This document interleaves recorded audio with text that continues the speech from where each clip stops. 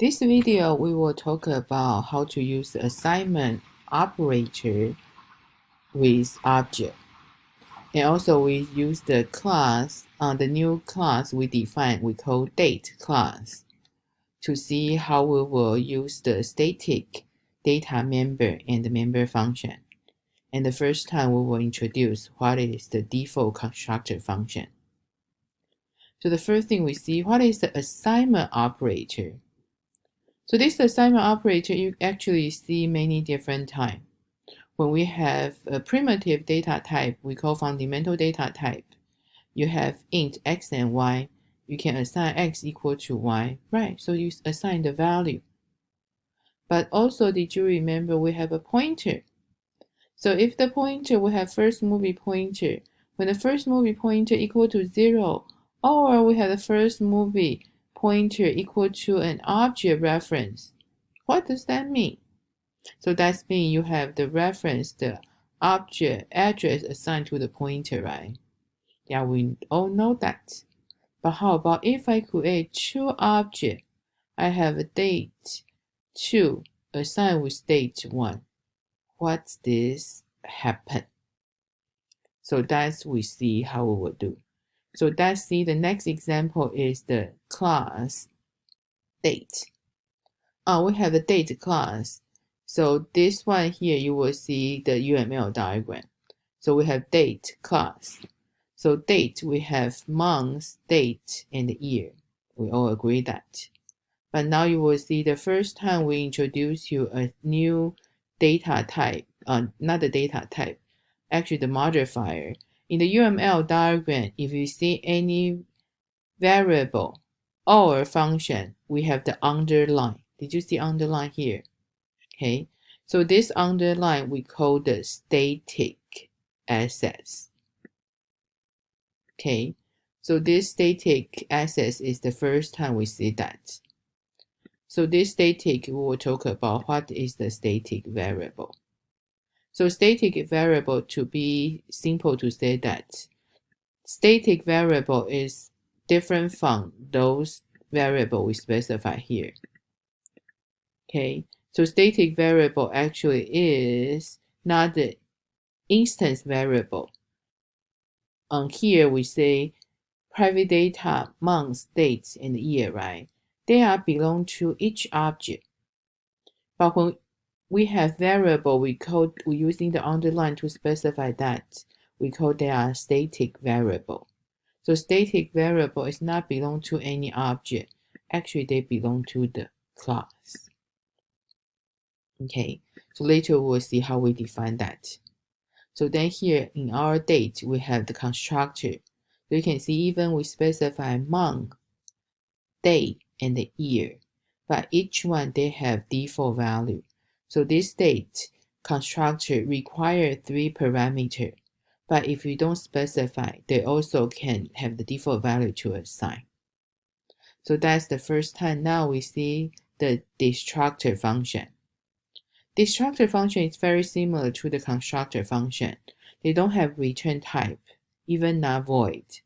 They're using the function name exactly the same as the class name, but we add this symbol, the tilde symbol before that. So you can see this one is the destructor function. So then here we have two constant function. So this function we call print. And also here we will show you a new function.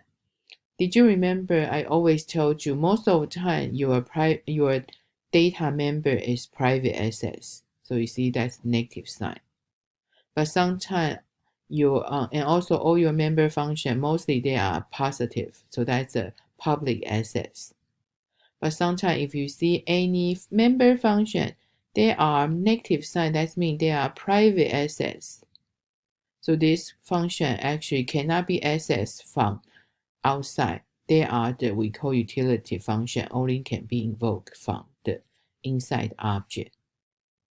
So after we see the UML diagram, so we can just right away see how our header file look like. So this date.h file, they have the include guard. So then they have 3 private data. That's the data attribute, data member. And here we have one private function. Before we never have a private function, but now we do have a private function. This function is check date. So then you have public. Public, you have constructor with the default value. You have destructor function. You have print getter function. Then let's see the next one.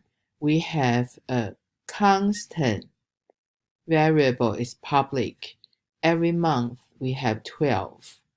So this one I'm not only for the constant int, that means they cannot be changed, but also we add a static keyword to access. So this one, this constant number is not belong to any object. Any static variable we are belong to the class.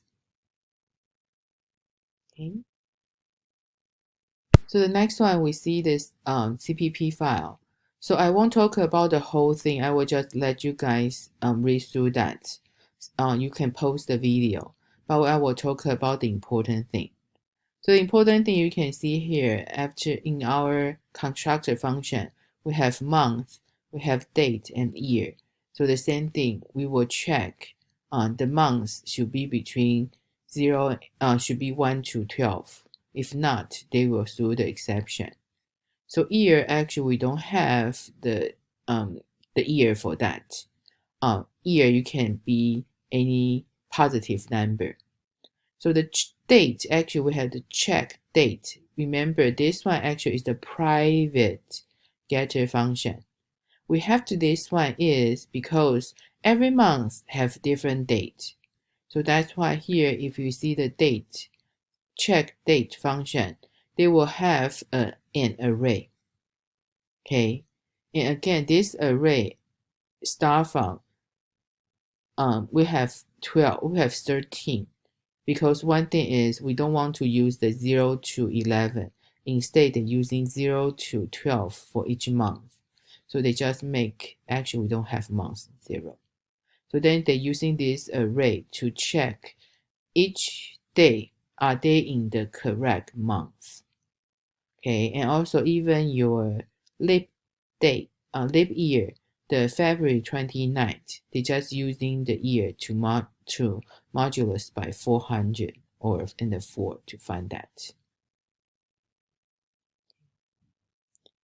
So this one you can just read through that. I just want to talk about something we don't have before, like the destructor function.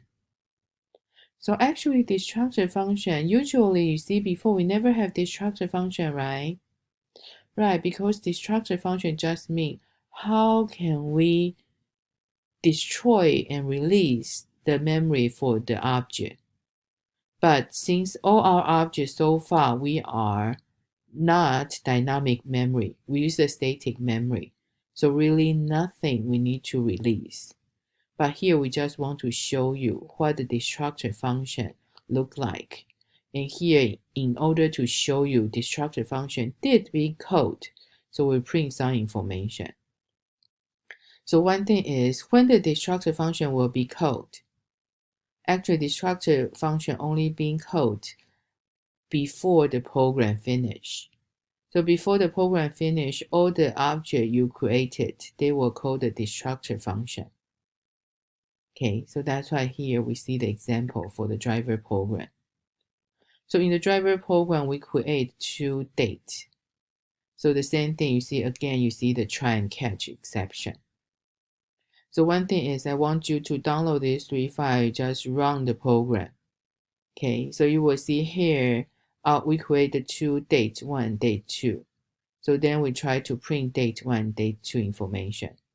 So then here you will see this one is earlier we talked about. When we have assignment operator, actually this one mean what? When we have date to assign equal to date 1. Okay.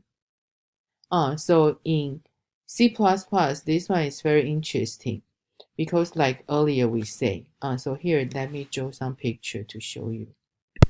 Okay, so let me show you the picture what this day 2 equal to day 1 mean. So earlier, our day 1, day 2, the object looked like this. Remember earlier, our day 1, the month is July 4th, 2016.